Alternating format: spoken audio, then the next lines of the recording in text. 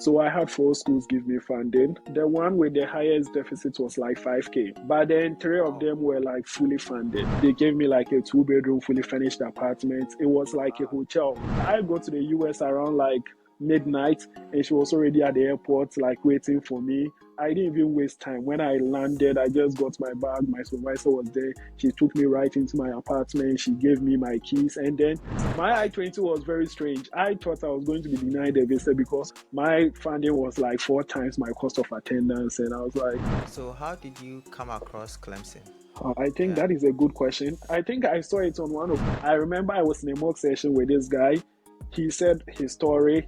There was like, do this, do this. He went into another mock session, and what he was told to like remove, that other session guy was like, yeah, you have to do all those things. So I've been to like California, Chicago, Charlotte in North Carolina, and I was recently in like Columbus. I've been to like some conferences in Clemson as well. And so you went for a conference, you met somebody.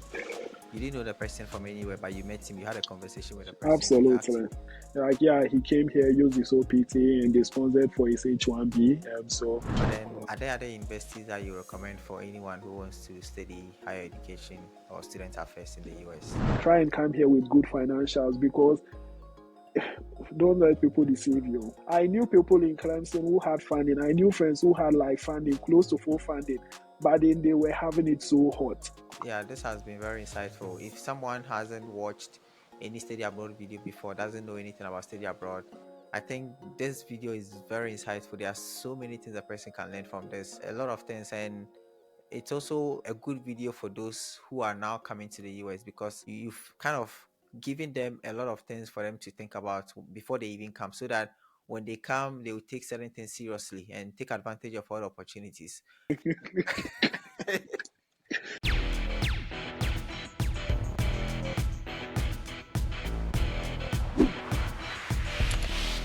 All right, before we start, consider subscribing to the channel. This helps me so much. Thank you. I'm actually very excited to have you today, because you seem like an intelligent person and you have done so many things. And I'm actually looking forward to learning a lot from you in this conversation.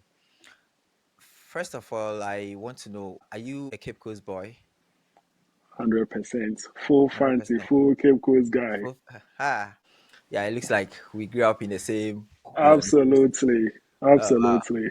and we both attended UCC, right? You went to Yeah. UCC as well, right? Yeah. Lots of similarities there. Wow. Hi. This is nice. This is nice. Yeah, Yeah. that's nice. Yeah. So you graduated with a first class degree in Yeah. what? What did you study? So I did a bachelor's in economics education. So normally we call Ah, it like BEd social science, and I majored in econs and minored in geography. wow. Yeah, Yeah. I also did economics, but mine was, like, Pure econs, yeah, BA. yeah, pure. And I think in third year you mixed with the economic students, right? Because I remember I had some Yes, classes with yes. I know I education did this students. course, economics of disease, and like those Mhm. other econs Yeah. courses, you get to meet with like BA social Ah. science students who are majoring in econs. Oh, Yeah, okay. that is Wow. So true. you completed in 2021. 21, oh, it's looking like I'm an old man, be like that. You you are saying you're an old man.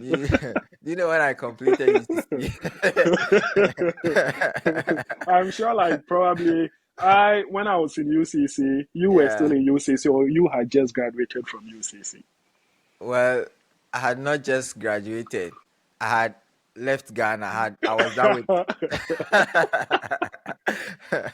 because I left Oh my I left God. Ghana in 2016, and you started UCC in In 2017, 27, right? my God. Oh, Yeah. no, So I no, left. no, no. Yeah, I left. Oh, wow. But yeah, but you've done well, because in a short time, the things you have done, I'm really proud of you in a way. Yeah. So, can you tell me about your journey from 2021, graduating in 2021, how you ended up in the US?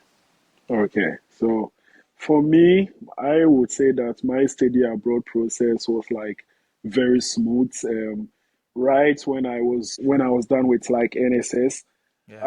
I stayed at home, but then in Ghana how our story goes, like you stay at home and you are unemployed and you are just waiting for what God is going to do with you. But for me, when I was like doing NSS, I actually did my NSS at the College of Health and Allied Sciences. So then I worked in a provost office, doing more of like administrative work. And whilst I was working there, I had this AI company here in the US that I was working with when I was in Ghana. And then I was getting some small coins, and God being so good, my place of NSS, I mean, they would allow me to just work on my company even when I go to work. So they just gave me the opportunity to be me. So then whilst I was doing NSS, I was also doing another job in addition to that, but then that was a remote job and I was getting paid in dollars. So I was like, okay, great opportunity. Now I can look fully when it comes to like studying abroad, because now I found myself that I could have the means to pay for like application fees and like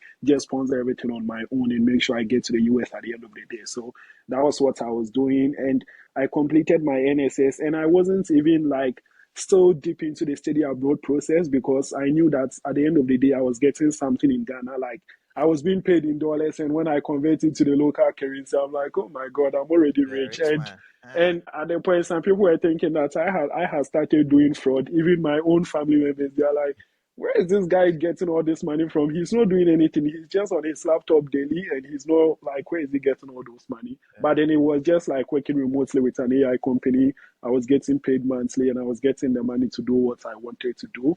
So I did that, and after NSS, I stayed home, and that was like that time I had the opportunity to actually focus on that like solely. So then I focused on that, like made more money, like misused most of the money, but then I still didn't lose sight of the fact that I wanted to like study abroad.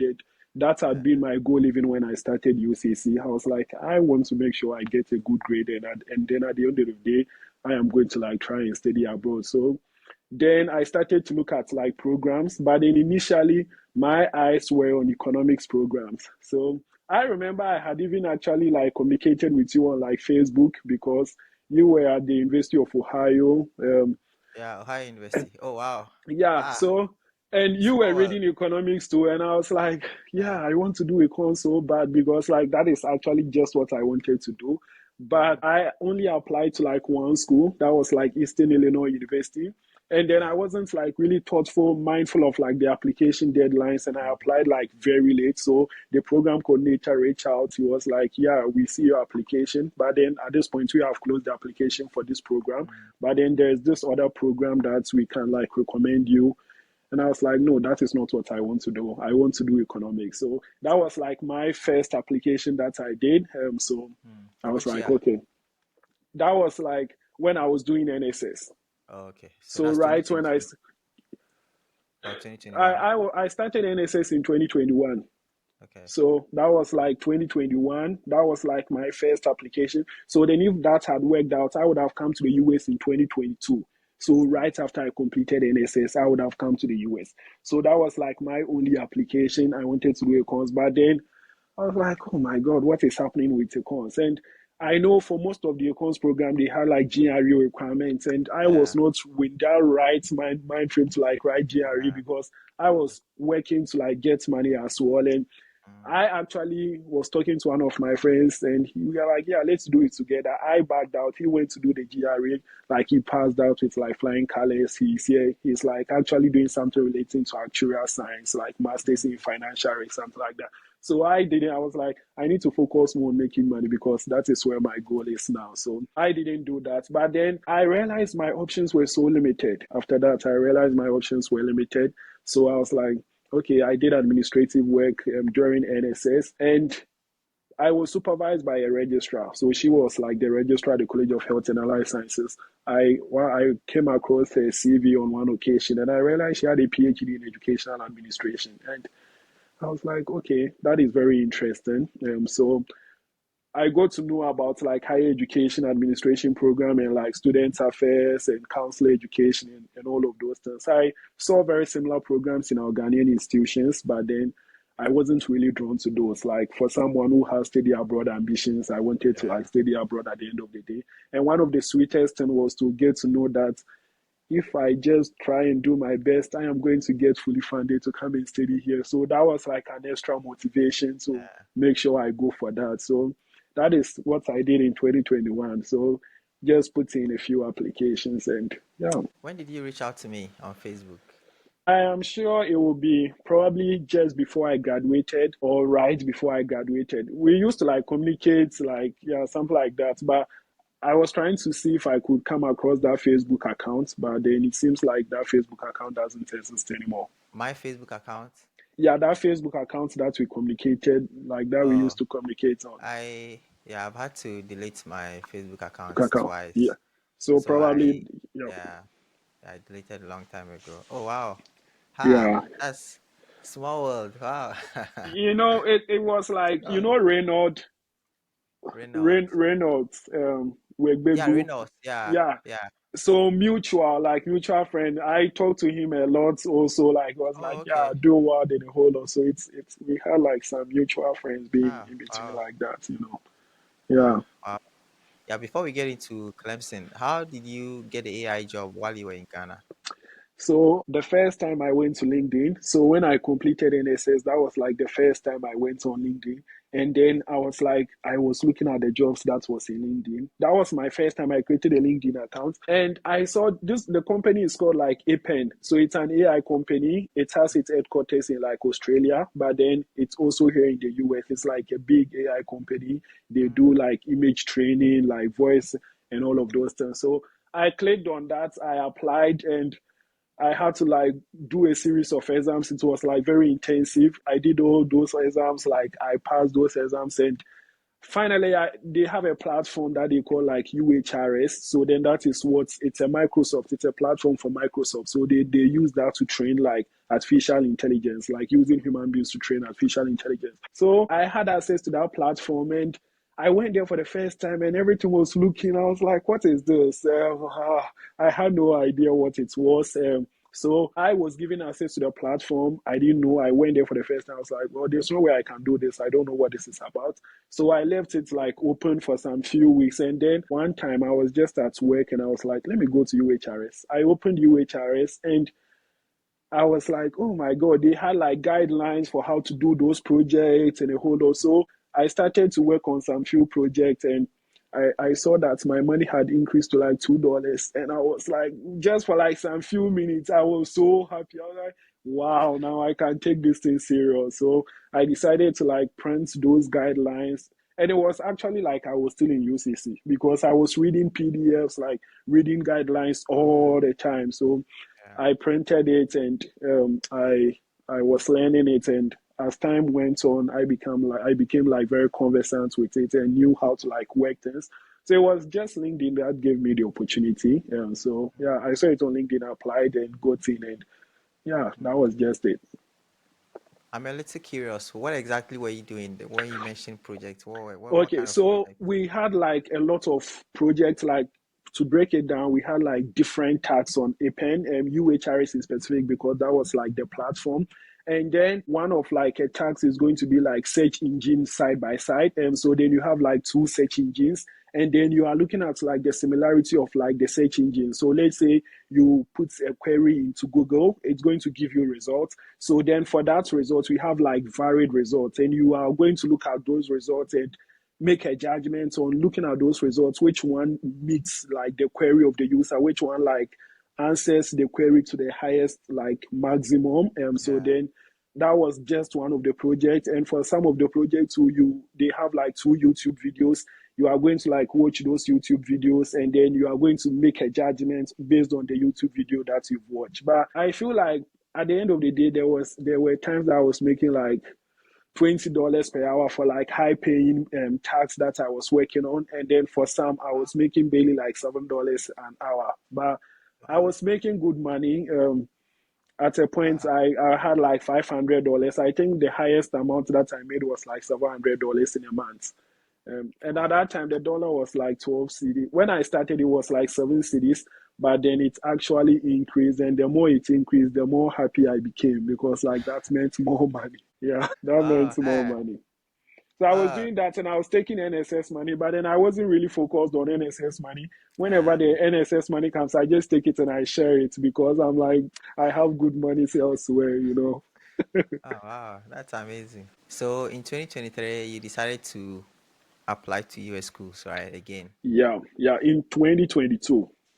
2022. Okay, 22, so yeah. which schools did you apply to? All right. So I applied to like two schools, and prior to that, I had already made up my mind to do higher education. So my mind shifted completely from like economics. So I had made up my mind to do higher education administration programs like student affairs. It's just like the same program, but then some schools have like different. Some school is going to call it student affairs, another school is going to call it high. But then we just do the same thing. So I was looking at like some of the programs that we do have. So I applied to like two schools, Clemson, and initially Clemson wasn't even the school that I wanted to go. My number one school was like UConn, the University of Connecticut. That is where I really wanted to go. So I applied to UConn, and UConn, the application fee is like very expensive, $75. But then I found a way, to apply for a waiver, and then luckily they ended up giving me an application fee waiver. So I used that. I applied to Clemson. I applied to like Baylor University. I applied to Miami University. I applied to Canisius College, and then I applied to Eastern Illinois University. So those were the same schools that I applied to, and I only had to pay application fee for Miami University, Eastern Illinois University, and then Baylor College. So I had to pay three application fees, and then for three of those schools, I didn't pay an application fee for Canisius College. I didn't pay an application fee for like Clemson, and then I didn't pay an application fee for the University of Connecticut. I applied, and some of the schools started getting back to me with like offers very early. Like UConn came with an early offer, Clemson came with an offer. But then what really made me mad during the application process was like Baylor University, because I was expecting so much from the schools that I had paid application fee like to those schools as compared to like those that I didn't pay application fees. It was like I have nothing to lose. I didn't pay an application fee. So I wasn't hearing anything from like Baylor University. And I was like, let me send their program coordinator an email. I sent an email, and then it was like, well, they have moved their like the candidate to the next level. So those that they want to take, they've moved them to the next level. And I was like, so why were you keeping me waiting? So if that Yeah, was the only school that I applied to, so yeah, it happened like that. I didn't get admitted. I was like super mad. But then at a point I was like, well, look at these schools that have given me admission. Look at UConn, look at Clemson. There's no way Baylor University can compare itself to those schools. So I was like, yeah, okay, I stopped being mad about it. I was like, yeah, I have admission, so there's something that I can do with it. And actually the program coordinator, I still have his name in mind. I actually went to a conference just this weekend, and he won an award too. He was supposed to be there. So I would have probably approached him and be like, do you remember me or something like that? But then I didn't see him at the entire conference though. You mean Baylor University, right? The program Yes, coordinator. yeah, the program Okay. coordinator for the program. So there's this conference that's happened recently in Ohio, and then he won an award, so I was expecting him to be at the conference, but then maybe I didn't seek out for him, but maybe he was there and I didn't see him or something else. So I would have been like, do you remember this guy? Do you remember me? Like, let's take our mind Yeah. back to 2022. Yeah, so that is how it went. I applied and got admitted, and at the end, how the higher education and student affairs programs are structured, most of the schools, almost all of them, we have what we call like interview days. So then you just, for us that live on the other side of the globe, we have the opportunity to participate in those interview days like virtually. Thankfully, most of them are going to like pair you with like caring students as well. So then they pair you with a caring student who is going to like tell you more about the school, tell you what is done in the program. So for most of the school that I got admitted in, I had like a buddy. So Clemson gave me a buddy, UConn gave me a buddy, Miami University didn't give me a buddy, but Canisius also didn't give me a buddy. Eastern Illinois. So those two schools gave me like buddies. So then I was just talking to them, like, and they were sending me interview tips, how to prepare for my interviews before the actual interview day happened. So yeah, so I went into those interviews, and I was like very hopeful. Clemson gave me my first interview offer, and I didn't really. That was in February, early February, and Clemson came with an offer.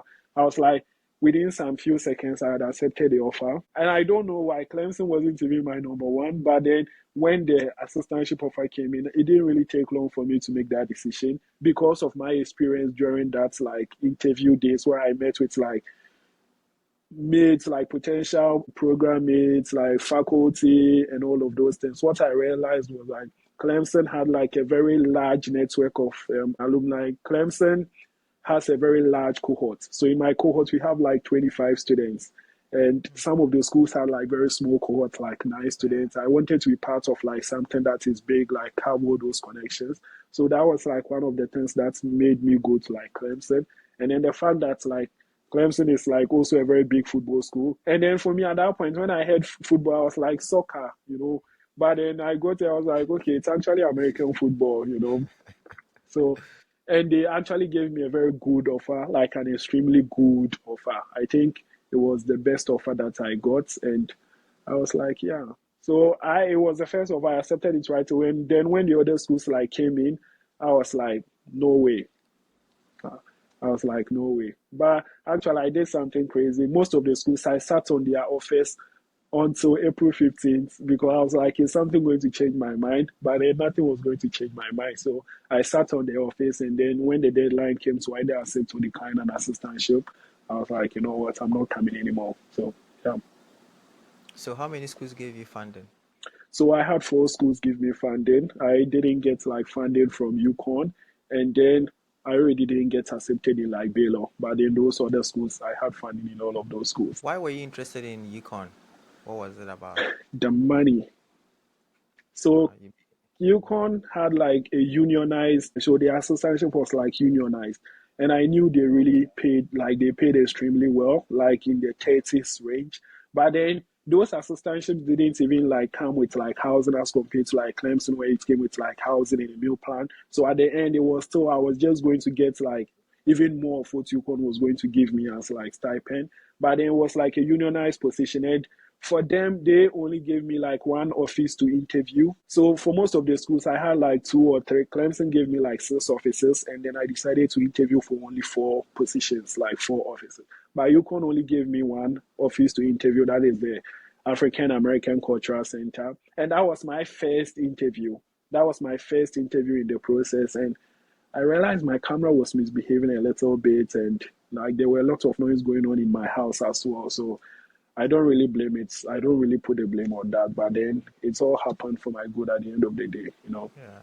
So that was more like a learning process for you, right? Yes, You yes, had a yes. first interview. We probably made some mistakes as well, and so you learned from that, and you were well prepared for the other ones, and you ended up Absolutely. with 4 funding. Wow, 4 funding. That's amazing. Wow. Ah. Yeah. And I think for those, the one with the highest deficit was like 5K. But then 3 of Wow. them were like fully funded.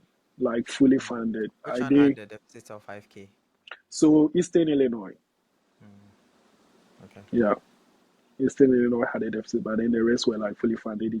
They all came with like housing. Wow. You said the Clemson funding was so good. Can you tell me about that funding?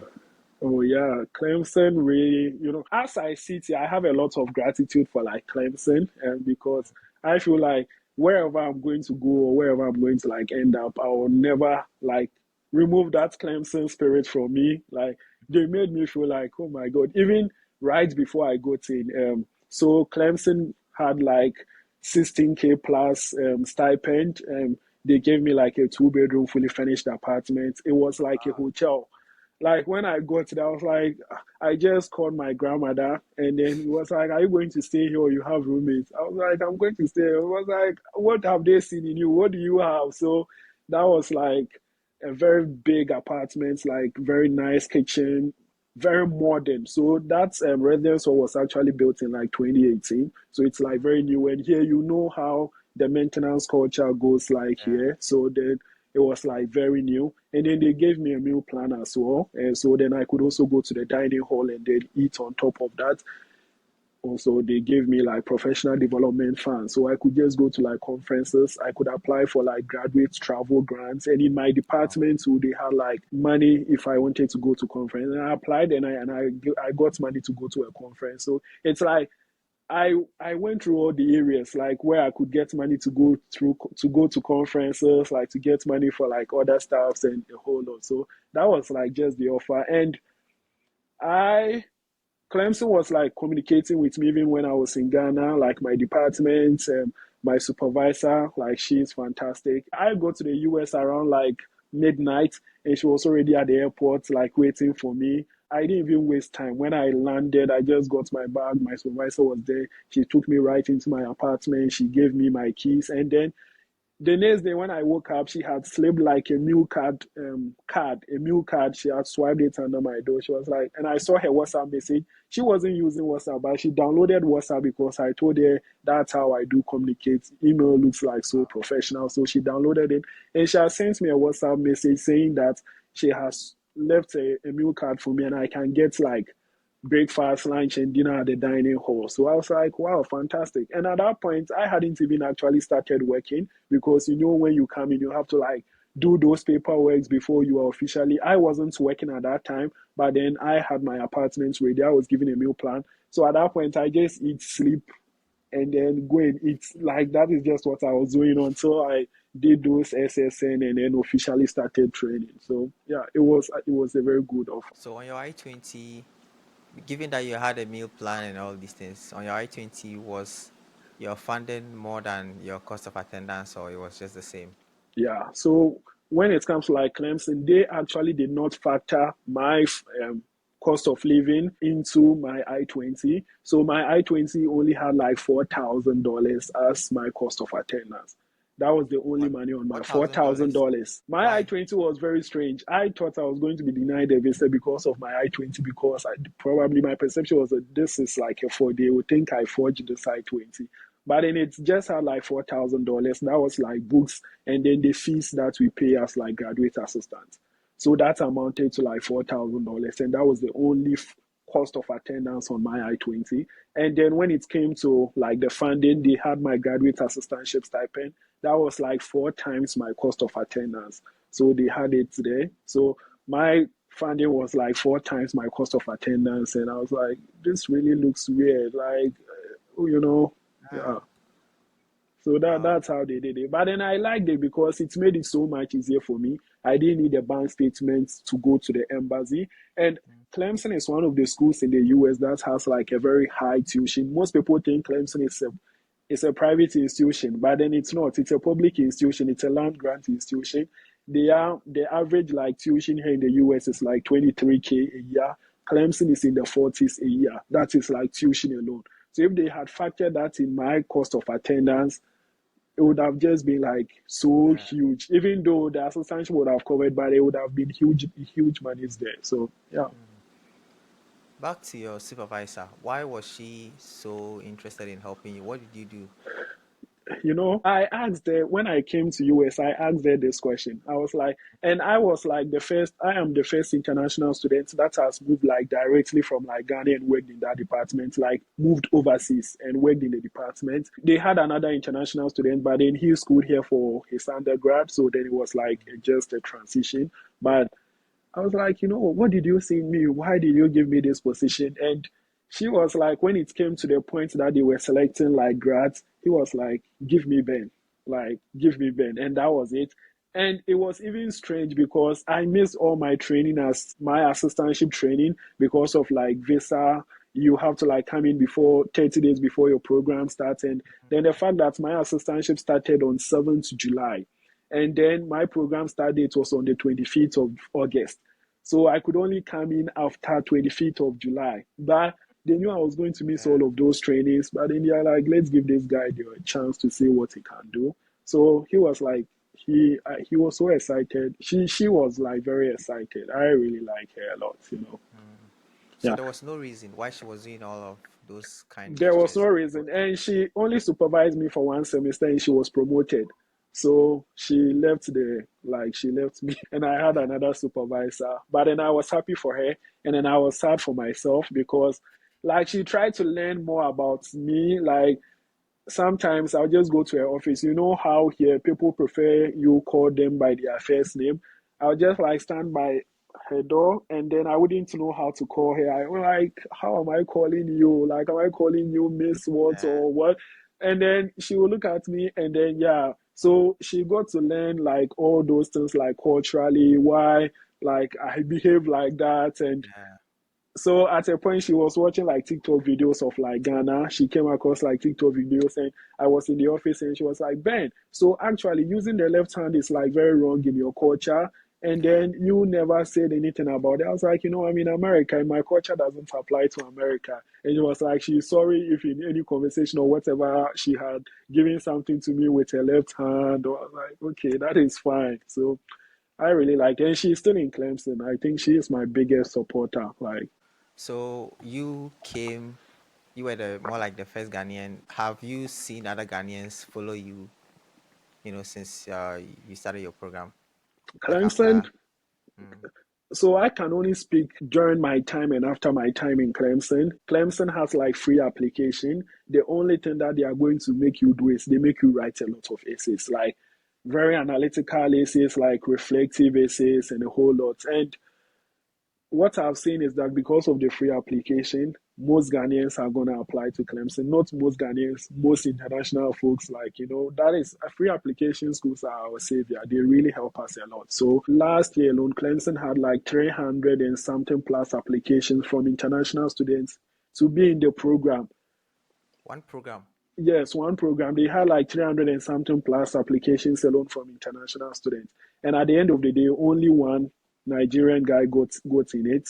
So he is currently in the first year. So then they have like a lot of application. Most people do apply. But for my department, I would say like I am the only Ghanaian to have worked in that department. But I hope like things change and then they give the opportunity to other Ghanaians. But then also the other fact is like when they give the opportunity to an international student, especially to work in housing, they are going to be missing training altogether. You know what? Like they can't participate in training. They have to like start Mm, the semester without like the housing grad because of that is something that they can control. It's like, yeah. an external factor. So yeah. Mm.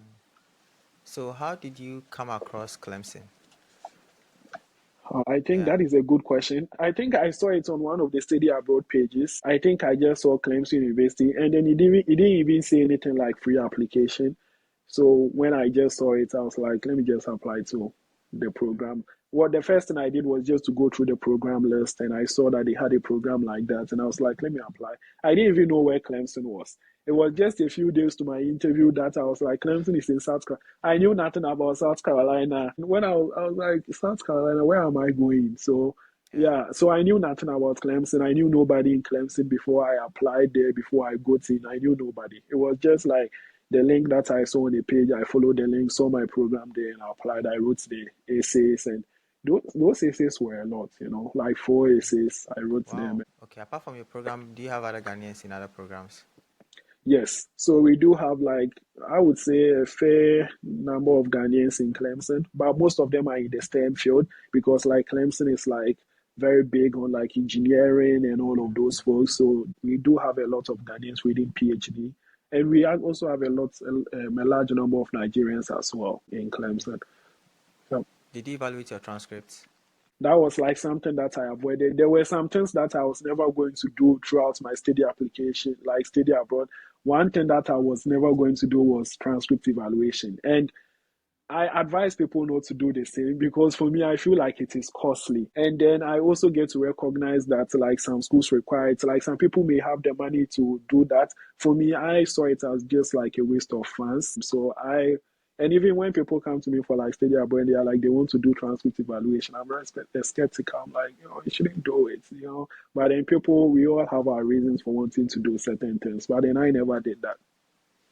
Yeah. As someone who is in the study abroad space, so I wanna just say this, just because of the advice he gives to some students. So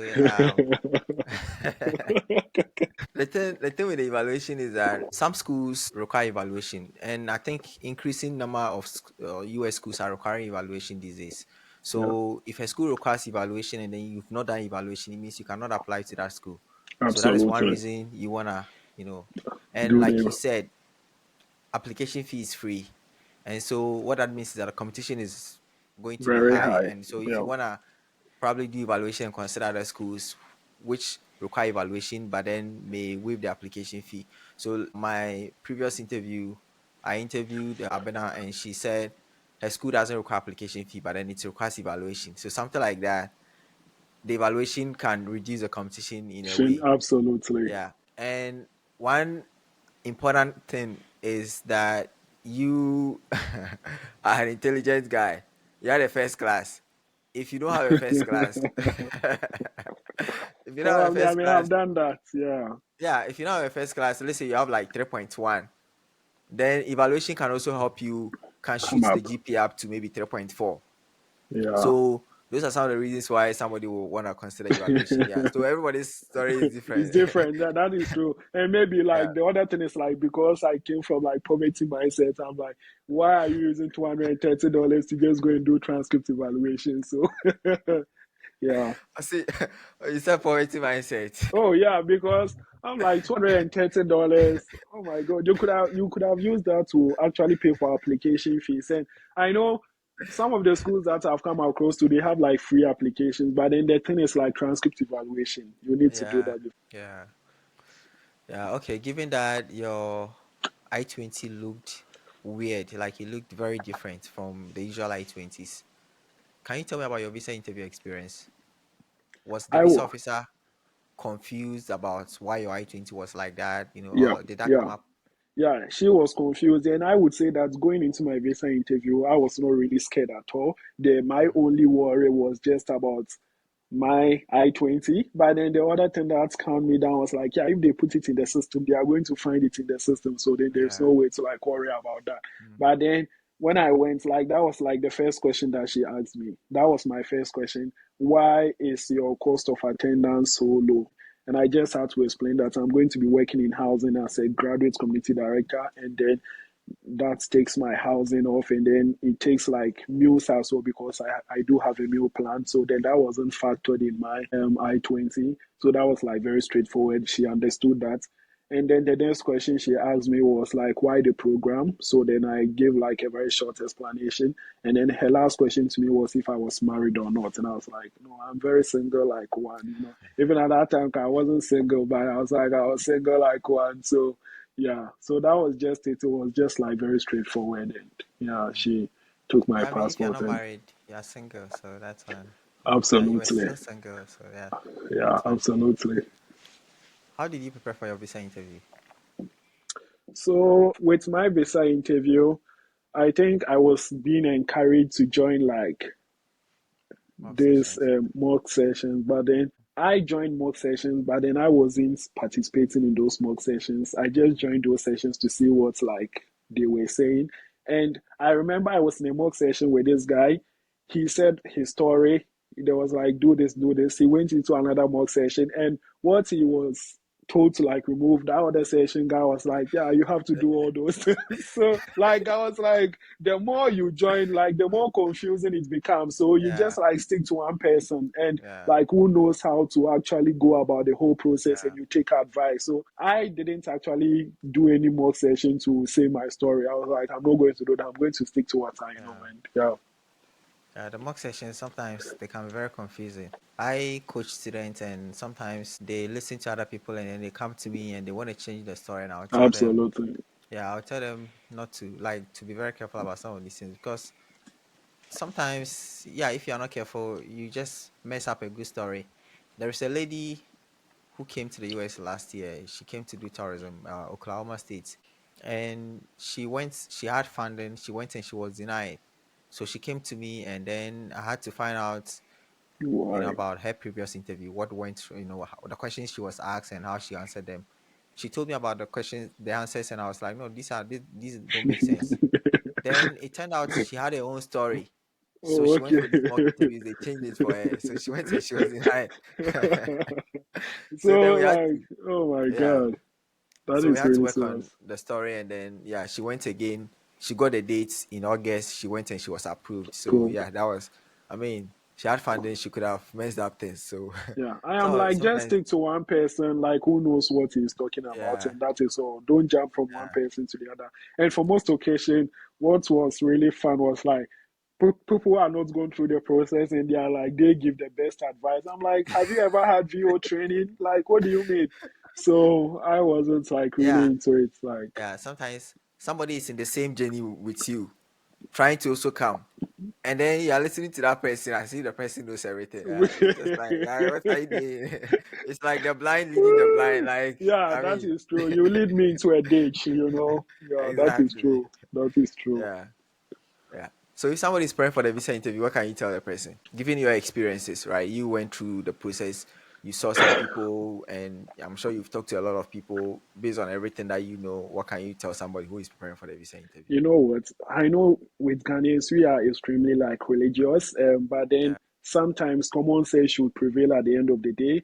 And for me, I was very transparent with my study abroad process. My friends knew when I was going for my visa interview, just that yeah, my parents didn't know because I wanted to keep them in the blind. But then my great yeah. grandmother knew, my siblings knew, and then some other friends knew as well. I was like, nobody is going to do anything. Like, Of course. I mean, so yeah, I was like, this, I'm going to go and get it. So at the end of the day, I was like, yes, I'm going to go and get it. yeah, Nobody is going to like tell yeah, me or whatever. So I am like, sometimes it's best to like do things in secret. We are all like yeah, different human beings, so it just yeah. depends on us. But some people they could like get help from like other people as well. But then because they do have that mindset, someone is going to like destroy them. Not don't go around like telling every single person you meet on the road. But then there are some people that can help you with the process.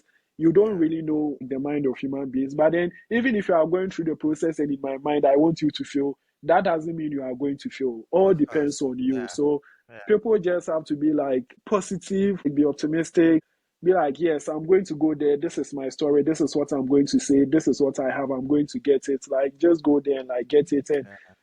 if you like someone is like praying, like because yeah, it may work, but then you also have to know what you are going to do because if you do all the prayers and you go there and your bank statement is messed up, even if Elijah came down to pray with you. Like, you are not going through because, Of like, this is course. a Yeah, very essential component that is yeah, missing. So, in as yeah, much as, like, you are praying, like, doing all those religious stuff, you should still open your eyes to, like, some of yeah, the most important and basic stuff that really matters when it comes to, like, yeah, visa interviews. yeah. Yeah, students, some of them they don't prepare well and then they will just be praying, thinking that by praying you get there and then the visa officer's mind is going to change. Some people No, they think they no, can pray so that the visa no. officer will be nice to Absolutely them. not. Absolutely not. And that's not real life. Yeah. Like Because prayer preparation, you go like as simple as that. yeah. Because Charlie, we have people from different religions. They go and they are approved. And so yeah, it means it's about you how well you prepare and Yeah, all of that. And absolutely. sometimes maybe the visa officers, like today, somebody went for the interview and then so before she was interviewed, three people were handcuffed. One of them, the one before her, was handcuffed because I think he used a fake I-20, Oh and my so she God. was denied. She was denied, so it's like, yeah, sometimes you just don't understand And why, you know what? This person with the fake I-20 will be praying to get like approved. yes, How does yeah, that work? yeah, the person probably prayed that the visa officer will not see it. See, The visa how officer will be like blinded by God so how that, like how do we explain like those things? yeah, How do we explain yeah. those things? That's what you mentioned. The common sense should tell you that that's not how it works. Do the right thing. Absolutely not. If you do the right Absolutely not. things, yeah, things will work for you. Yeah. Absolutely. Let's get into what you call vulnerable post. I saw that Oh and that was yeah, really interesting. So yeah, I'm going to say exactly what you posted. You said, yeah. I arrived in the US for the first time with just $50 in my pocket. I took a photo of that $50 at the Detroit Metropolitan Airport, holding tightly to faith and hope. I didn't know what would come next, but Clemson did. Tell me about that. How come you had only $50 with you? Because I didn't involve anyone in my study abroad. Like I didn't take one city from my parents, no friend. Because I was working, Yeah. working with a pen, I was like, I'm going to do absolutely every single thing on my own. So then, through paying application fee, CVs fee, like visa, and even my flight, I did everything on my own. So when it came to my flight, a friend, I had a cousin here who had to top out. Like I had like $800, and he also had to like top like that for me. So Yeah. when I was like coming, I had like only $50, and that $50 was like actually money that I earned from like IPEN. So I had like dollars, and then one friend was like, "Can you give me $50? I have like $50 cash. I'm going to like give it to you." So then he gave me that $50 cash, and I kept it in my mind. I was like, "This is the money I'm taking to the US. Even if I'm going to add additional money, that was the money that I was going to take to the US." So I just had that $50 note with me, no other money, because I had exhausted all my money on like the Yeah. process. I was like buying new shoes, like when you are coming abroad, all of those things, and I did Oga. everything.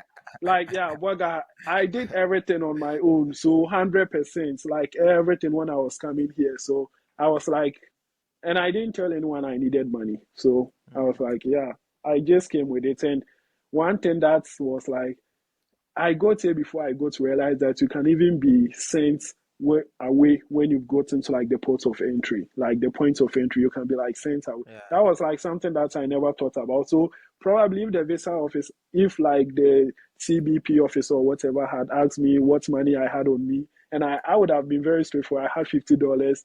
He would have questioned me like, "You are coming to the US with like $50. How are you going to pay rent? How are you going to do this?" But then probably there, I had my offer letter, and it stated like I had Yeah. apartments, meal plan. Probably I could have explained that a little bit, Yeah. and it would have made sense. But you don't really know those people. They have like the authority. They can make decisions. But yeah, Yeah. so I had that $50 with me at Detroit Airport, and I bought water for the first time. It was like $3.5.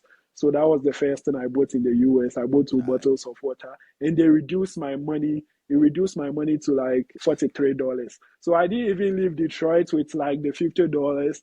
That was like my point of entry, and then I had to do a layover before I came to like South Carolina. So I Right. did that there, and so actually came to South Carolina with only $43. Hey, Yeah, Charlie. Not easy. But yeah, it's because everything was sorted for you. If you didn't have anything, like if you didn't have funding, then you'd have had to no gather way. before. Yeah, yeah, yeah. Because So faith yeah, and true, faith and hope wouldn't have worked for you, right? You'd have absolutely. needed more. And even I feel like when Mm, they gave me a meal plan like right when I got in, so I could just eat. yeah. I didn't have to like worry about eating. But then if Mm, my assistantship was like this normal GTAs, yeah. probably I would have. My friend had like $7,000 on him. They were like the money was not Wow. enough. Yeah, he Yeah. was going to Georgia State University, but they were like this $7,000 is not enough. But Yeah. so that's how I'm like, it was like how I don't really understand how it worked out for me, but then it Mm, did. So yeah, yeah. Yeah. Georgia State, most of the time, the deficit is like twenty-one thousand okay, dollars. yes, So yes, it's yeah. like 21,000, then you have 7,000. What are you going to That do is with it? bad. But then they Yeah. also have to recognize that it's like an annual something, and you can earn money whilst you are there working in your Yeah. assistantship and a whole lot. Yeah. So Yeah. So when you're coming, did you come with food? And no, a lot of ladies they like to carry a lot of food and spices. You didn't bring anything like that. I only brought Milo. I didn't bring, and the fact is, like, when I was in Ghana, I didn't know how to cook. So I was like, what am I Yeah. bringing those things for? So the only Yeah. thing I brought was like things for like breakfast. That was like 2 cans of Milo, some cowbell, sugar. I didn't even bring shito and Gary. And the Gary cry, it's God best. Like when I got into Clemson, I realized. So I had Wow. like a small bag and one large suitcase, and that was Mm, just all that I brought. mm. That was just So do all you know of how it. to cook now? Now I would say I am okay at least. And the fact is, I was like, I have a meal plan. I can go to the dining hall to eat at any time. But then at a point, you get Yeah. fed up of like the food. So Yeah. I was like, I actually need to start cooking. Sometimes God has been good. You get some of these ladies to like cook for you. Hey, And that lady's I, cooking for you. Hey, I want to be I like you. and actually I have learned how to, so now I can do like jollof and like Mm, stew and all of those things. But even since I came here, I haven't even actually the farthest I've gone is like just fried like eggs.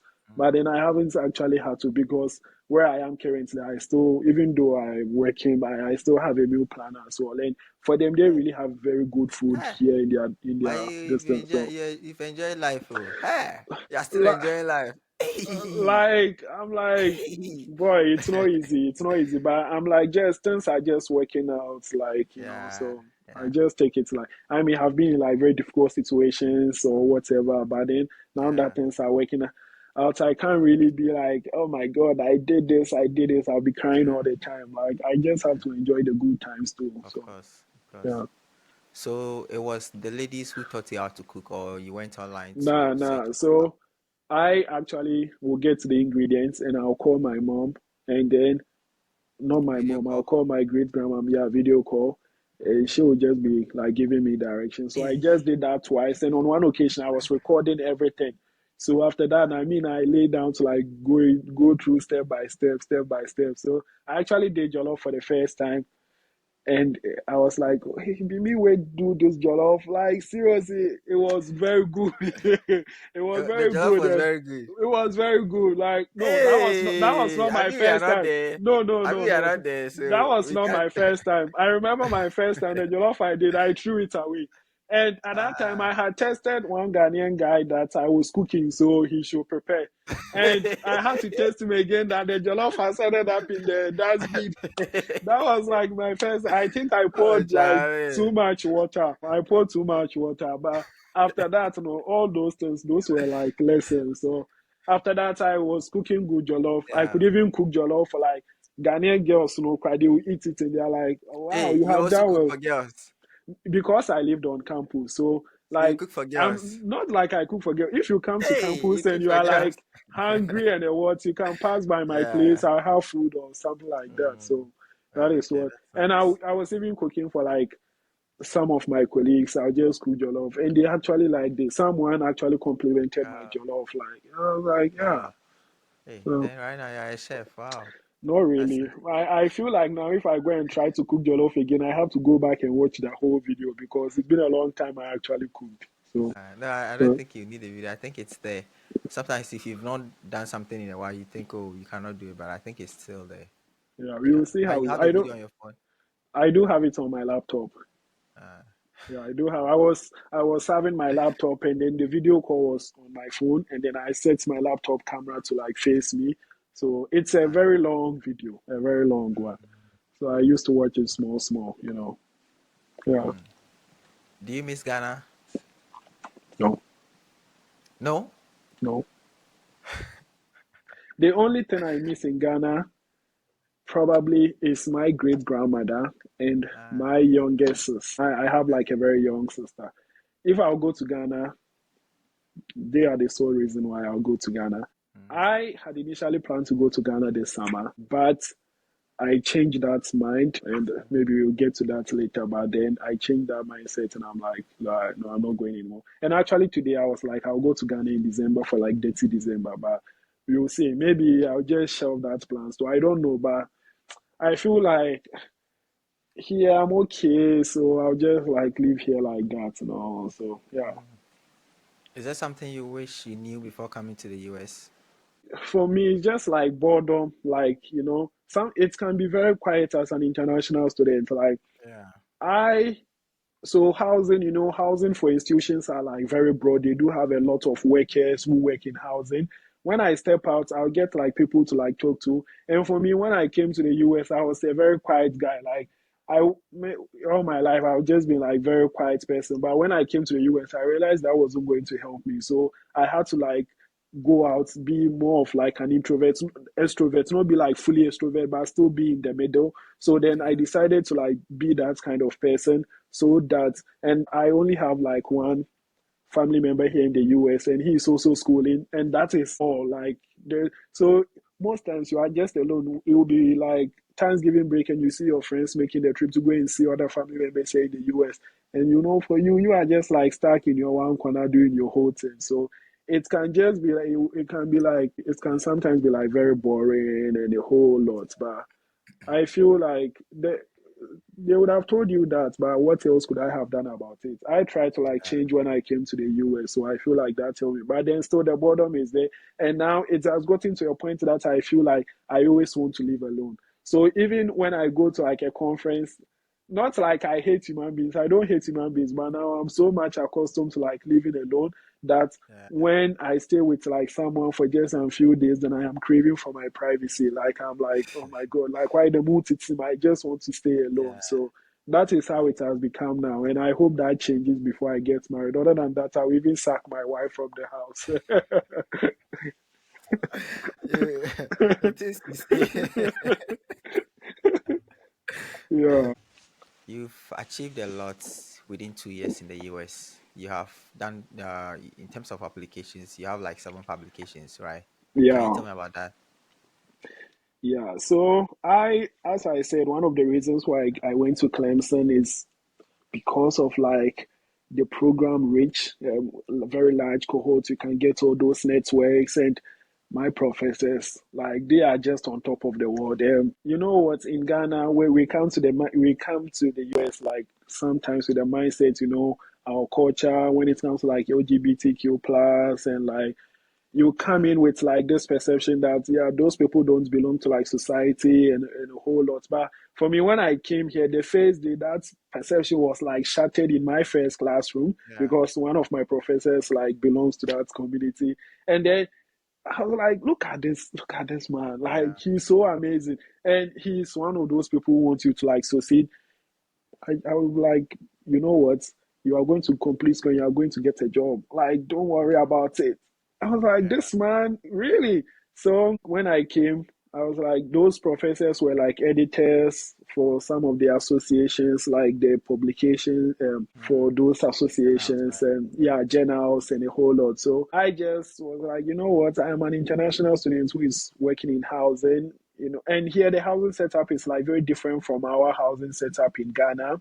I was like, I think I can write some few things about like how it is, like the differences. It's a whole lot of like differences. And even I realized in the program, the program is Americanized, like it's Americanized because it's for Yeah. like American higher education. But Mm. now it's gotten to a point that we have a lot of international students coming into this program as well. But then how about we have a component or a topic, standalone topics that talks about like globalization and internationalization of like higher education, and then we give opportunity for like these students to just talk about what is happening. The professors, like we share a lot about higher education in other countries, and that is not going to be beneficial for only those domestic students or even international students. It benefits like every single person because Mm. you get that cross-cultural perspective, that international perspective and Yeah. mindset and a whole lot. So I share those ideas with my professors, and never for once were they like, no, this is not something we can do.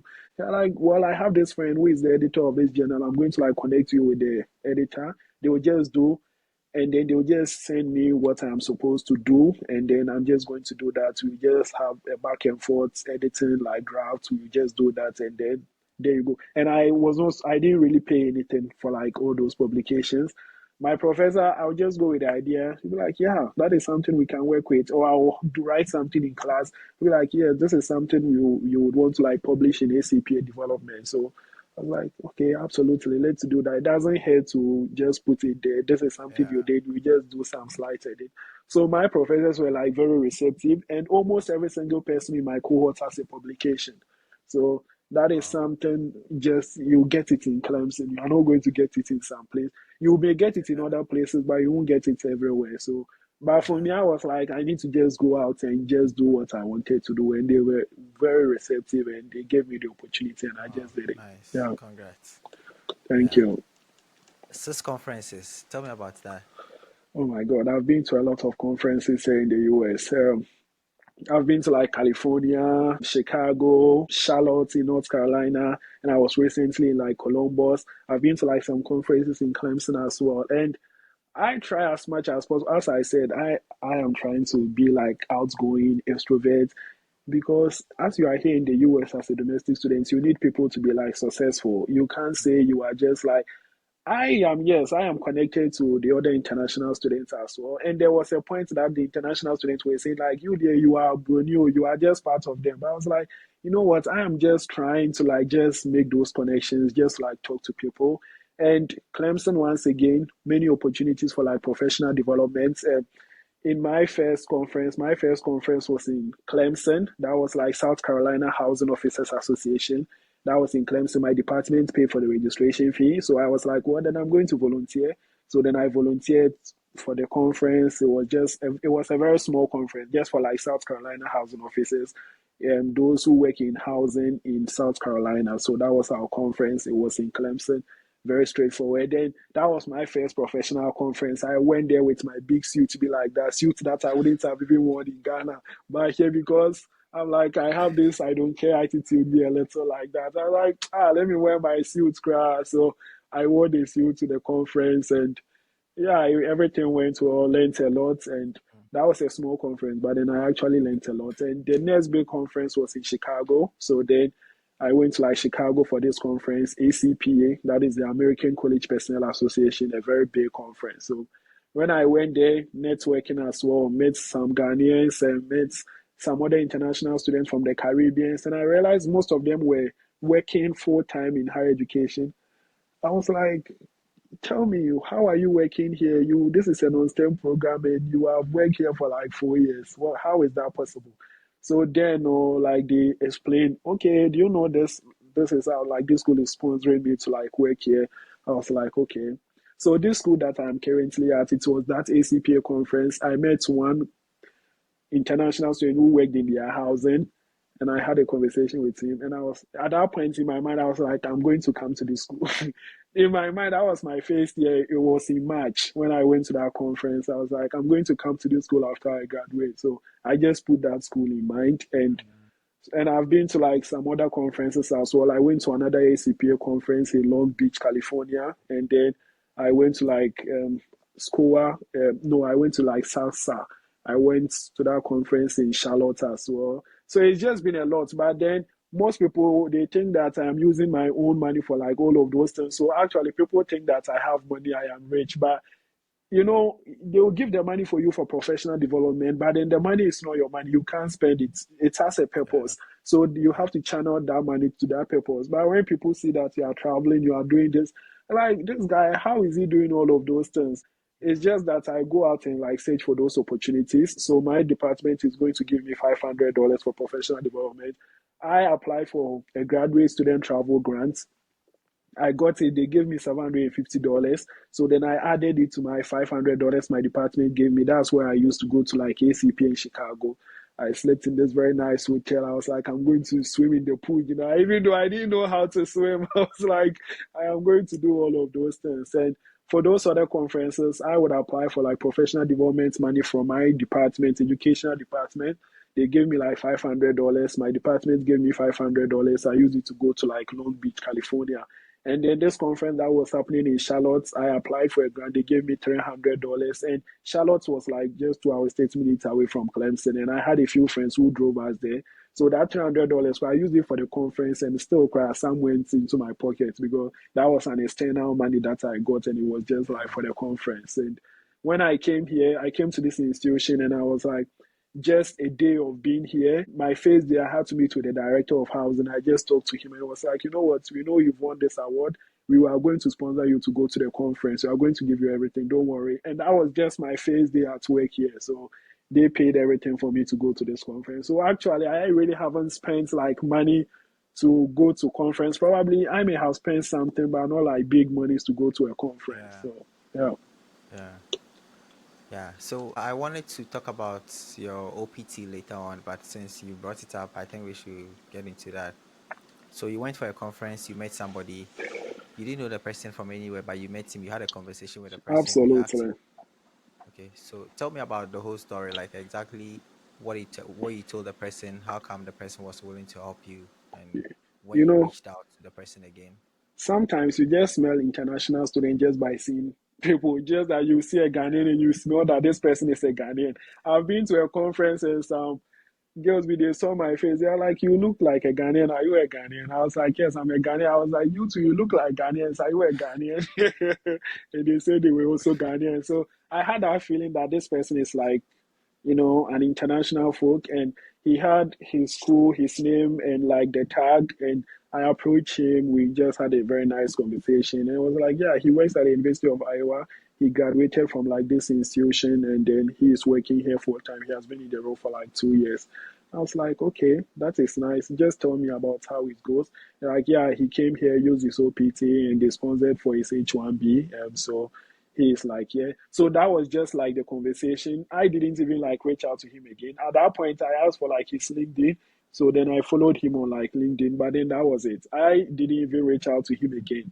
So that was just like the conversation. But then at that point, I knew I had to put this university in my mind because I was like, I will apply to this university, whether I will go there or not, I'll apply to this university. So that was just the conversation. And I was like, yeah, I'm gonna keep that in mind. And I met some other few folks too who were working. I was like, okay, they work in this institution, and it was just the same story. Most of they were all from like the Caribbean islands, like the Caribbean, so like Puerto Rico, Dominican Republic, and all of those places. So I was like, okay, that is fine. So it was just at the conference, and I started to like get more into like life after OPT. My focus wasn't even about like OPT. I was like, life after OPT.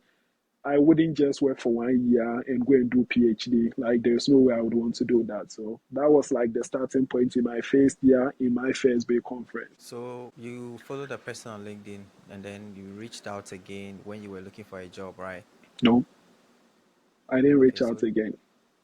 okay, It so was how did just you get the taking. job?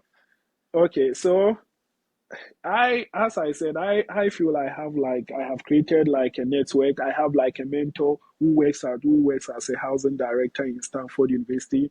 And then even in Clemson, my mentor connected me to his mentor, who is like the biggest woman when it comes to like housing in the US, and even ACUHO-I is like even here in the US and in 16 other countries as well. And she's like the president.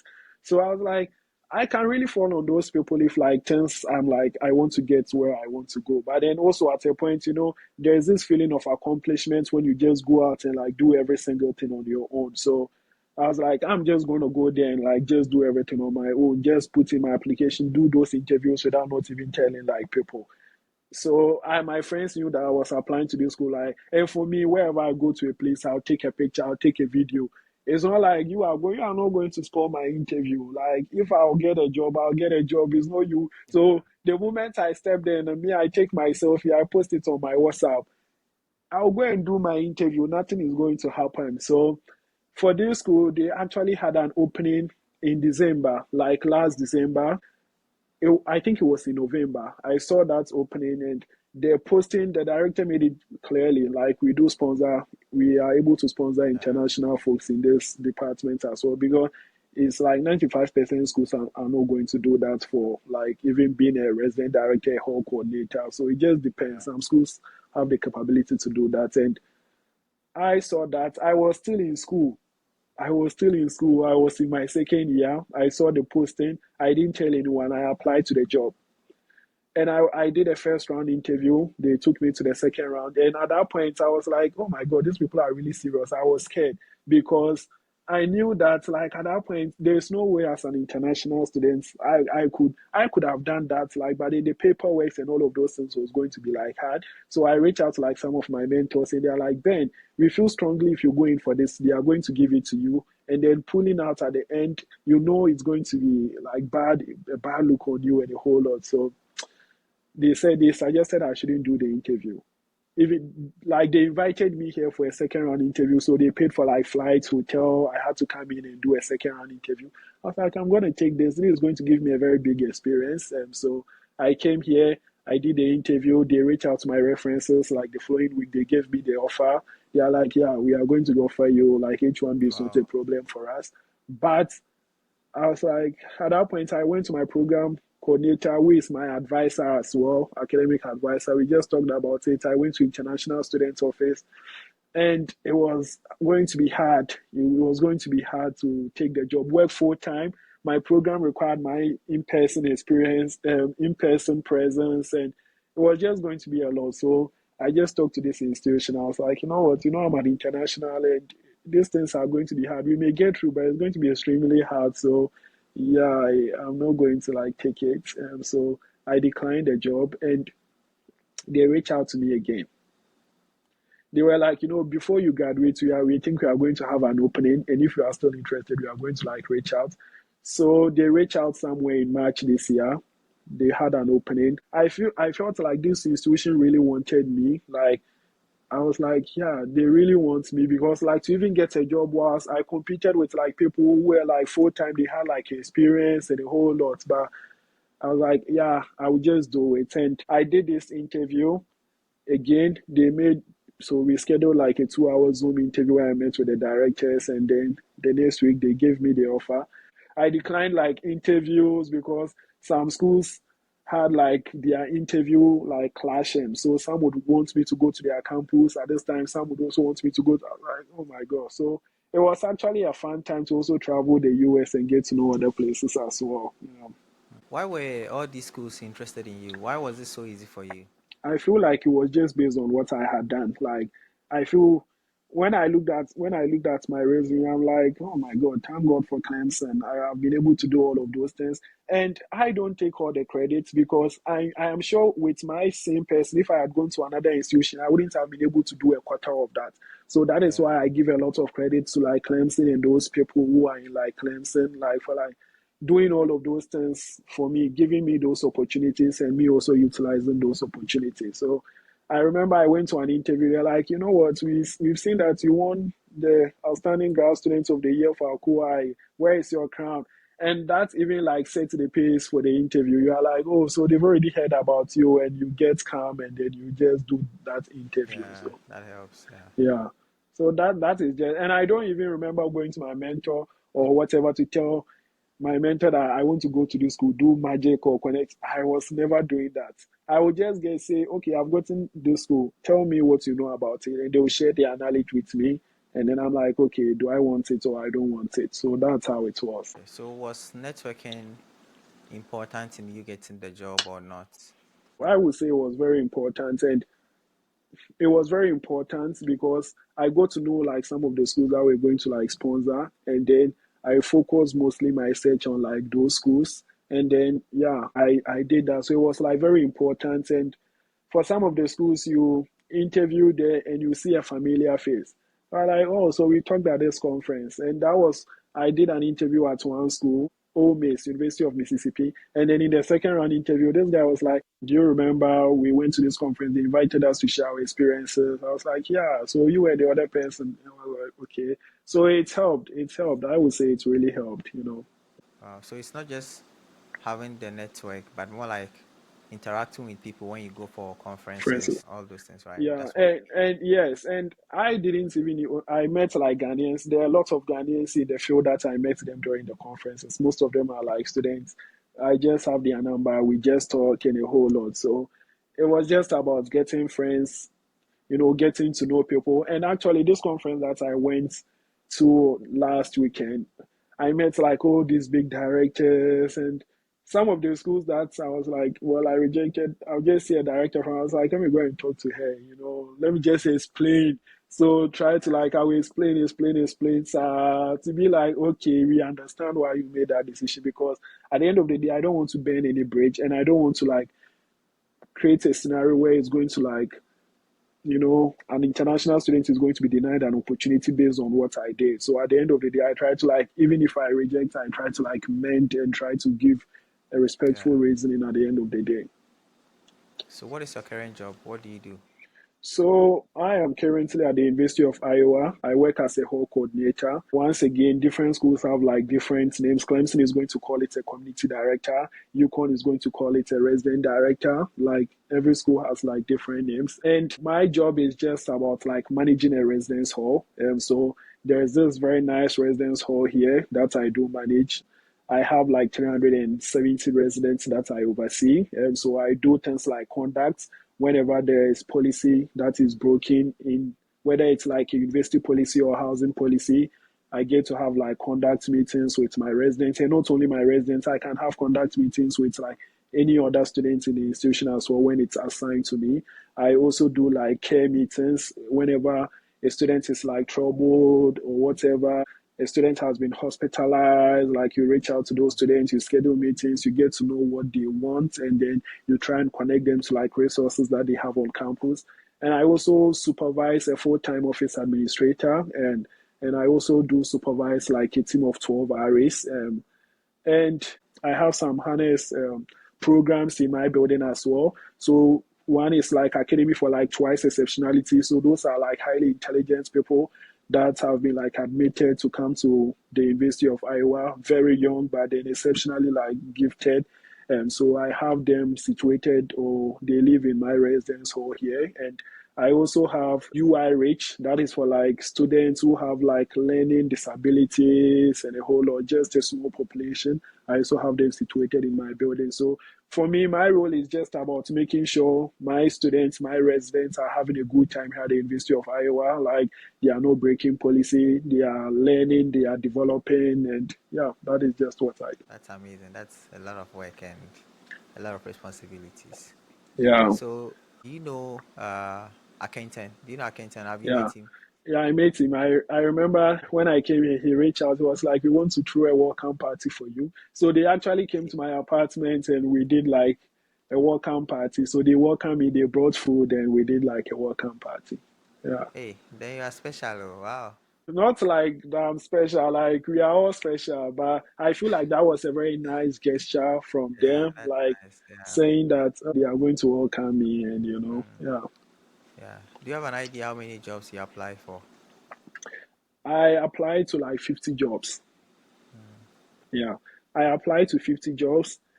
I got a lot of interviews. I know the market is like currently very rough with like hiring freezes. Like some institutions are having like hiring freezes. My own Clemson had like a hiring freeze and a spending freeze. So I had to like apply to a lot. And some of the schools that I applied to, I had no idea whether they sponsored H1B or not. But then I was like, my supervisor was like, apply, you may be the first person. And I actually got to institutions where I would have been the first person they would have sponsored.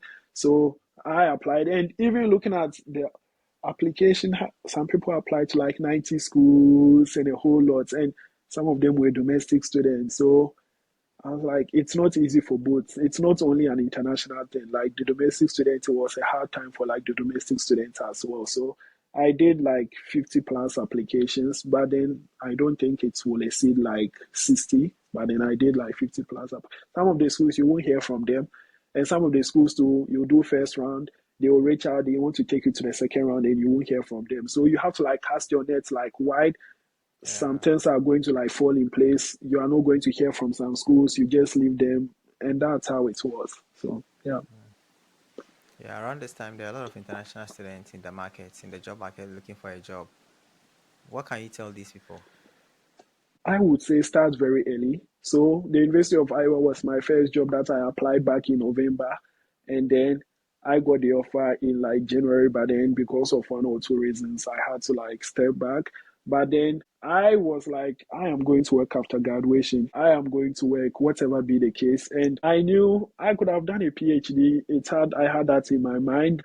I will also realize that I applied to like PhD, got a few offers as well. But then I also realized that like at the point of my master's, I was like, oh my God, I was tired of school. At that point, I Yeah. felt I was tired of school. So I would tell the international students in the job market to like apply very early. That is like a very big thing. And I feel like whenever you come to the country, you must have like a plan. Like you don't get into a moment and start planning. You should know what you want, and then by the time gets there, you already are like, okay, I've gotten this that I want, and this is going to take me to this next step. So right when you come in, you just do what you have to like do to make sure you get to the next step, because you are going to be in the same market with like domestic students, and then this is their country. They don't live on a very limited timeline. They don't have any grace period or whatever. Mhm. You are on a grace period and a whole lot. So you have to like plan ahead. At the end, you are going to go toe to toe with them. But then some institutions are like very impartial. Like if they think that you really deserve this job, like a job, they are going to like give it to you at the end of the day. So you make sure you establish yourself, get a plan, and just make sure you get towards that plan. And some people in our Ghanaian mentality, someone spending like personal funds to go to a conference will think that like that is going to be in vain. But you know what? You go to these conferences, you learn a whole lot, and it really helps you to become a better person, like better person in general, and even become like better with what you do when it comes to like professionally or even academically as well. And you sometimes you find money, you go out, like you meet people, you talk to people. Those people are the ones that at the end of the day you are going to be like reaching out to them if you need like help in the job market or whatever. So I think that is what I'll say. And then the last thing I would also say is like, don't forget, like some people, I feel like some people are like too Ghanaian. Our Ghanaian mindset also makes us lose opportunities. Some people are like, I'm job searching, you are job searching. I'm not going to tell you like what I'm applying, or I'm not going to tell you. There are some positions that I technically withdrew. Like I withdrew from those roles when I knew some of my mates were like competing for that as well. Because at that point I was like, I don't really lose anything from like withdrawing from the role. I had like friends that I communicated. One of the schools that I declined. Right after I did my second round interview, another Ghanaian girl, Rachel, was like, I have an interview here. I was like, yeah, let's talk about this. She got a job. She actually started today, like working full time. She's going to be like sponsored. So I'm like, but then some friends were like, oh my God, I'm going to do jobs. Say, what if I tell you and you go and apply there? Just you cannot apply there. At the end of the day, if someone gets it, you may have lost the job. But then or a Ghanaian, he's also a Ghanaian, and you never know what is going to like come out of that. Yeah. You can never say you are getting like every single at the end of the day, me, I could have I know I can only work with one institution per. So even if I'm applying to this school, I know okay, this school I'll get it. And someone is going to, why will I still go through the process and make sure someone's this thing? But so then that is our Ghanaian mentality, and people think that it helps, but then it actually prevents people from like getting those opportunities. And as I said earlier, I know there is evil in this world, but I'm like, I haven't done anyone anything. I'm just here living my life, like chasing things. So if you think I have, just by doing that, I have wronged you in such a way you are going to kill me or do whatever you want to, that is on you. I don't really shy away from like doing things and like letting people know that this is what I did, you know. Yeah. Yeah, that's amazing. Yeah. You went to Clemson and you didn't just go there, you did some wonderful things. And one of them has to do with a big award that you won, which is the Yeah. RCA was Outstanding Graduate Student. How did you win that award? Yes. What did you do? Yeah. So I would say that, in Ghana, as I say, our housing is very different. Our setup is very different. So I came into this role as a graduate community director. I came with like without training because at that time they had done the training because the training was on 7th July. I came around 25th July. But then my supervisor took me through like individualized training and a whole lot, and I was able to like catch up. What was really like major was during my second year, I was moved into another community in Clemson to be like the graduate community director. And the supervisor there really wanted me. One of the community directors told me she cried when she got me, like she got me to work with her in her community. So I went there and I didn't even get to spend a lot of time with her. I was really looking forward to like learning from her because she was doing amazing work. And I got there and she was like, she's leaving Clemson. I was like, why did you do this to me? And my earlier community was like beautiful. It had like a beautiful building, and I had to go to this other community, like the shoe boxes. It's like one of the oldest communities, and it comes with like some reputation, which I think is bogus because those residents, they are the best. They will see you, they will high five you, they will play with you, and all of those things. And so I had to go that year managing the community on my own. So then I had like 20 RAs that I was supervising. Now I'm a professional full time and I only supervise 13 RAs, 12 RAs. But then in the shoeboxes, I was supervising 20 RAs. And then I was directly being supervised by an assistant director. She would have normally supervised the community director, and the community director would have supervised me. So she was supervising me. She was also a fantastic woman, like a Black American. She was fun. Whenever I see her, then I'm happy. She has like that big mama auntie spirit. She will come in with all those vibes and a whole lot. So I was doing that in the shoeboxes, managing the community, doing all of that, and I was also doing an 8 hours a week internship. And in that internship, I was working with the associate dean for research and graduate studies at the College of Education. And then we just wanted to improve the experiences for international students in the college. So I was like doing programs like where we go to watch a Clemson soccer game, but then before that, where we just go and have like food, we go and chew chicken. At one point, I came home with like two takeaways full of like chicken wings because we had a lot left to lay over after some of our events. So I was doing that, and in that internship, I developed like a resource guide for like international students, and that was going to be sent to every single international student that wants to come to like the College of Education. It was like very comprehensive. They took it to like the marketing team. They put like very nice graphics, and I looked at it. I was like, I cannot claim this as my work because I did not do the graphics, but it was actually amazing. And No they idea. Mm. yeah, so it was very amazing. They talked to like some of the AVPs for like global outreach. They're like, yeah, we think we can do this on an institutional level as well. So then I did that, and at the same time, I was like presenting at conferences. So I've presented at ACP. I did a poster presentation. I presented at SACSA. That was like for the southern parts of the US, those in like student affairs. And even in my own institution, there was an RA conference too that I also presented at the conference. I was like, why names matter?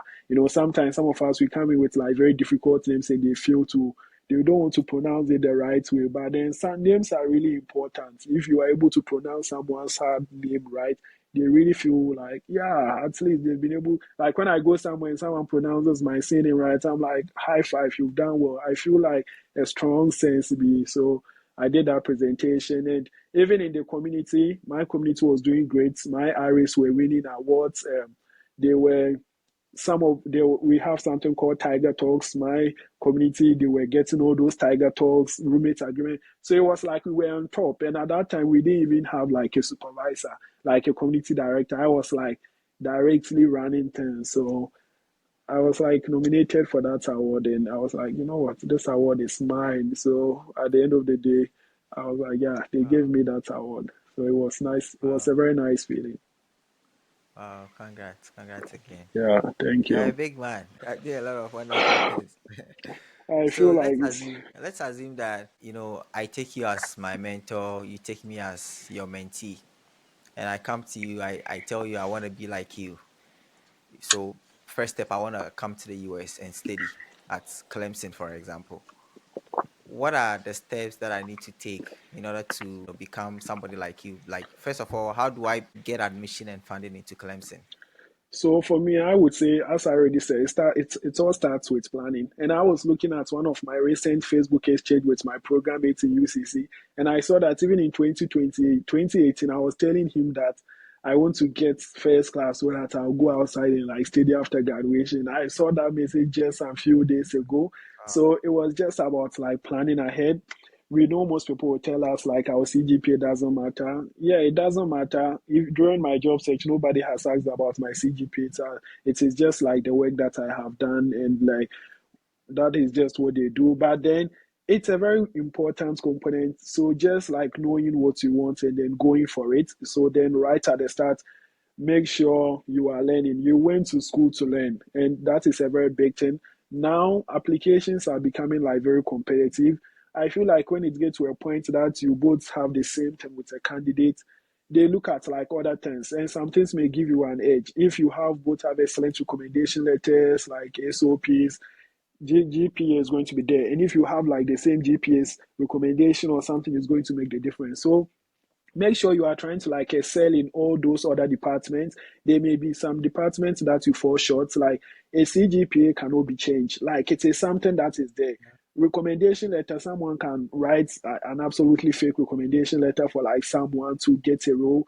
But there are some things that really shows that, yeah, and CGPA is not something that happens just once. But it is like a process. So a 4 year period, it's accurately reflects who you are as a person. And I'm saying like I was telling someone, if you've been able to succeed in UCC, you can just go out and like succeed. So just trying to like get that is like very important. Most school will require you to have above 3.0. Yeah, but then somebody is going to come with 3.9 and you are there 3.0. Do you think that person is not going to write a good recommendation letter or a good SOP? You think with your 3.0 you are going to do everything right and he is going to do all those things wrong and his CGPA.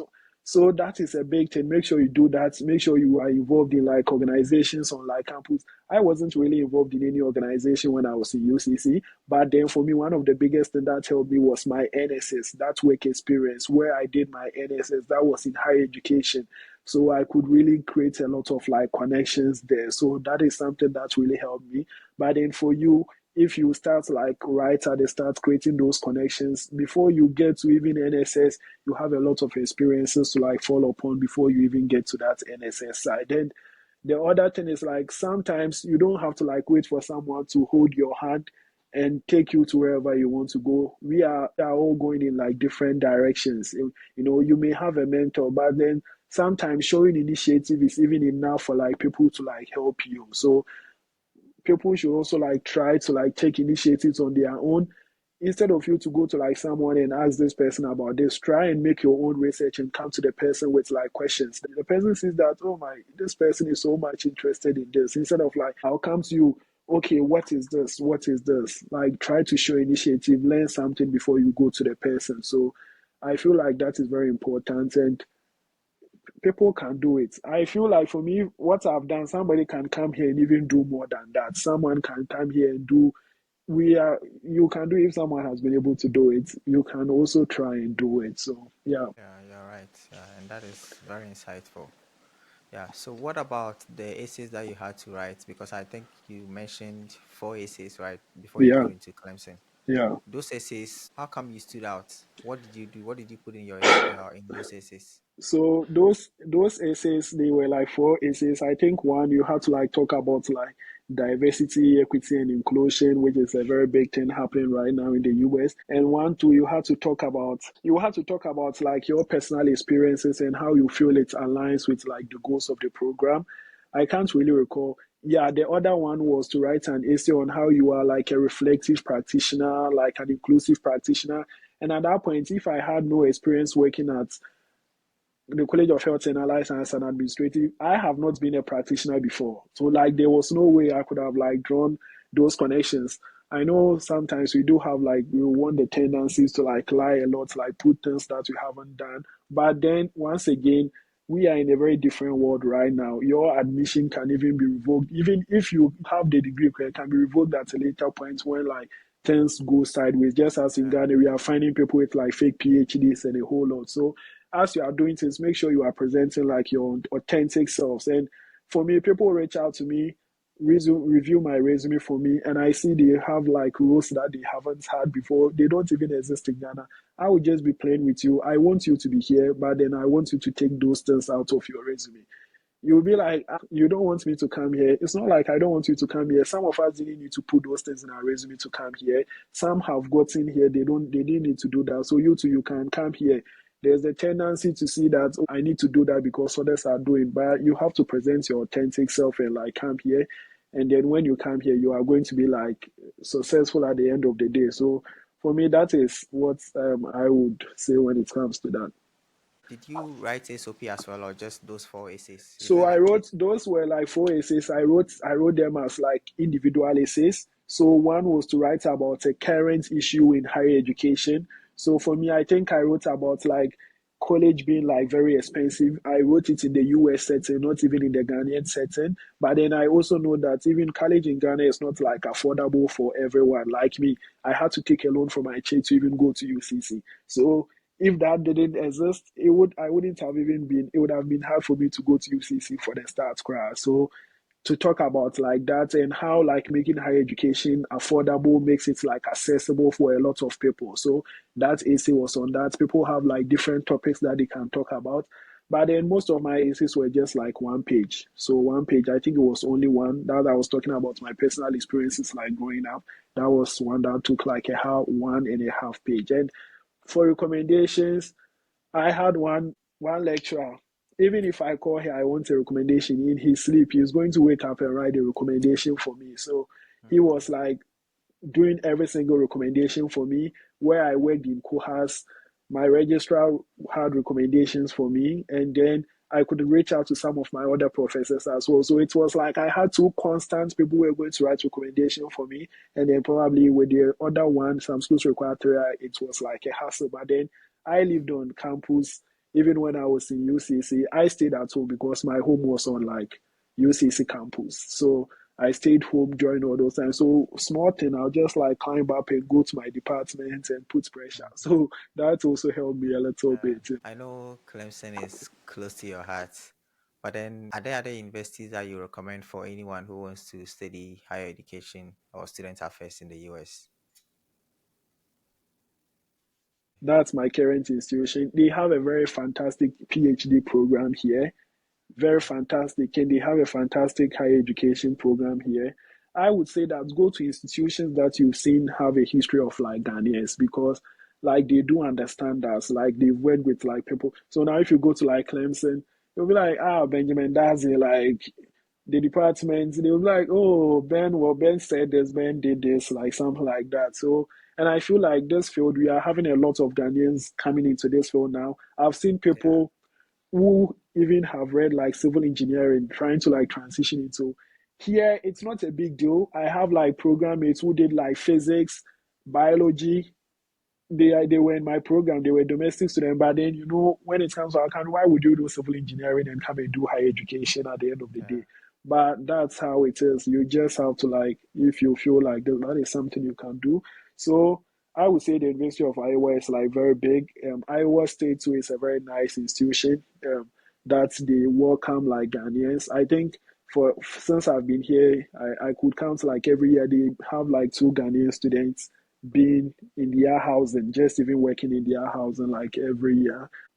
I'm looking at like Canisius University is also like very, even though it's a very small university, but then they also do Ghanaians. Like they are familiar with like Ghanaians. So that is also a place. I would say like Miami University is also like a very nice institution as well.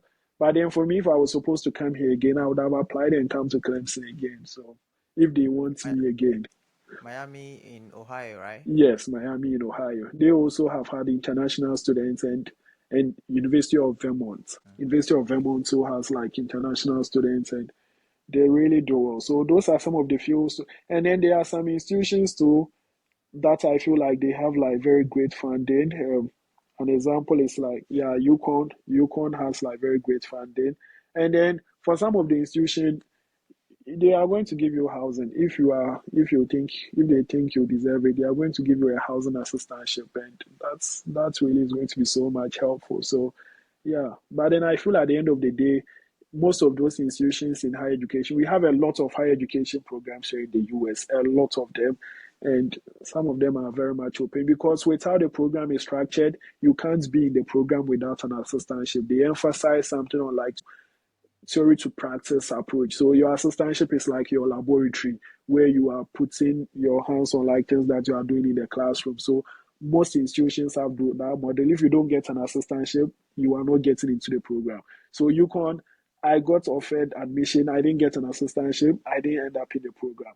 You need an assistantship to be in the program. So far as you get in the admission, you are almost there. You do the interview, you do well, and you are there. There's one question that I want to find out because I was hoping it would come up, but it didn't come up all through the interview. You said you wanted to go to Ghana in the summer, but then you changed your mind, and then you said you are considering going in for 30 December, and then you said you are, thinking about that. So why didn't you go to Ghana in the summer? So And in initially, I had planned to go to Ghana in the summer. So I applied for an internship in Brown University because most of the institutions do have like start dates in early June, like late July, middle of June, and I didn't want to waste any time. For me, my OPT started on like May 19th. I graduated on May 9th, so just like a 10 days gap. That was not initially my plan, but then when it was like, oh my God, like Ghana, and then based on like what is happening in the US, like it was like yeah, scary. You hear people who even have all the paperwork being denied entry because of like something, and I feel like I haven't done anything, but then you never know. You may just be caught up in the whirlwind. So then I was like, let me just avoid it altogether.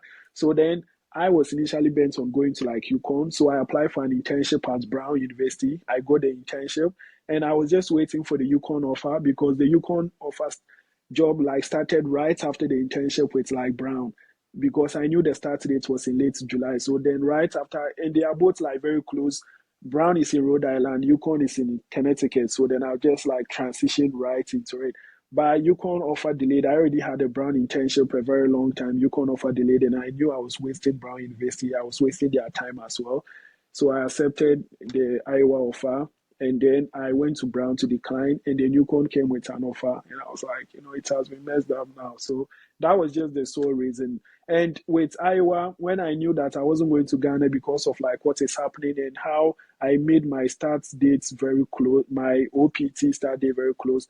I yeah, told Iowa, I graduated on May 9th. I was like, I want an early start date as soon as possible.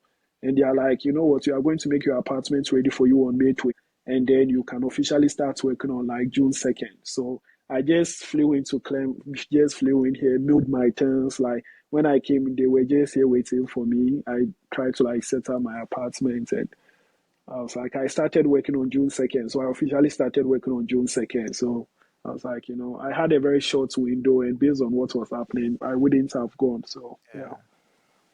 How did you move all your things? Did you just leave with just your luggages, or you One had? advice that I'll tell international students, don't buy a lot of things when you come here, especially if you know you are not going to be in a place for a very long time. So I mailed like 8 boxes to Iowa.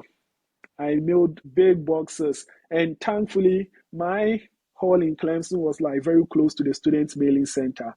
So then I would just like carry the box, place it in front of the student mailing center. I placed all the 8 boxes there. I went in, and then Iowa gave me my address, apartment, so then I just mailed it. And because it was like an institution like students mailing, they had like a discount, so I didn't pay like crazy money for that. It was just like something that was like manageable. So then I mailed it, and it even reached Iowa before I got here. It reached here like a week. So then I decided to like fly. So I had like 2 big bags, and then I flew in from like Clemson to Iowa. They picked me at the airport, and my things were already here. So when I came, I just had to bring it to my apartment, and that was all. So it was very tough. Like I was packing alone. I didn't even ask for help from like anyone. I was packing alone, carried all my boxes, like did everything. And at the end too, there were some things square that I really like, but then you were like, you have to like give it out because you can't take it with Yeah. you. So TV, like all of those things. So yeah. So you gave away your TV. I gave away my TV, but not to a Ghanaian student though. One of my friends who is like it be because she had asked of it long time. But Okay. then for some of the Ghanaians, I had like a lot of stuff, and because I worked in housing. When the semester ends, some of the students will leave their things like futon, and they're like, "We are going to donate." I'll like, "Give it to me. I'll give it to a Ghanaian like my tray." So I'll just take it and I'll just give it out to them. So yeah, So with the housing, when students were during vacations, you are still able to keep your apartment, right? yeah, yeah. So you have it like throughout the year. Is there any question that I didn't ask you I that feel you like think I should today ask we've you? touched a lot of like areas, but I think we talked about We've like talked about everything. yeah, we talked about a lot. Where can people follow you? So I would advise people not to follow me because they will think that like more pressure. I'm just like trying to live and to enjoy. So, but if LinkedIn is like very great, I'm like LinkedIn. I occasionally post, not occasionally. I try to like post a lot, especially when I go for a conference. And I even have to make a post for the recent conference that I just came from like this weekend. So, LinkedIn is best. But then I am on Instagram. I wasn't into Instagram, but when I came to the US, the like Instagram is like the big thing. So I also decided to make my Instagram account active, and yeah, so Instagram and LinkedIn. But I prefer like LinkedIn because it's like very professional, very professional. Yeah. I mean, your WhatsApp, you're posting food and travels. I'm Oh like, yes, hey, like because I like chill it. I'm like, and that's when people see are like, "What are you doing?" I'm like, "It's not my Yeah. money. You don't think it's my money." Like this conference I went, specifically, I went to like I wanted to eat Ghanaian food. I hadn't eaten fufu in like 2 years since I came to the US. So I was like, I found a restaurant in Columbus even before I got there. So when I went there that Saturday, I was like, let me go and eat fufu. So I went to eat fufu. It wasn't my own money. Someone would think that, hey, you scan down, but you never know. And that money, not that they will give it to me for me to give it to you. I have to spend it. So that's how it is. What are your final words?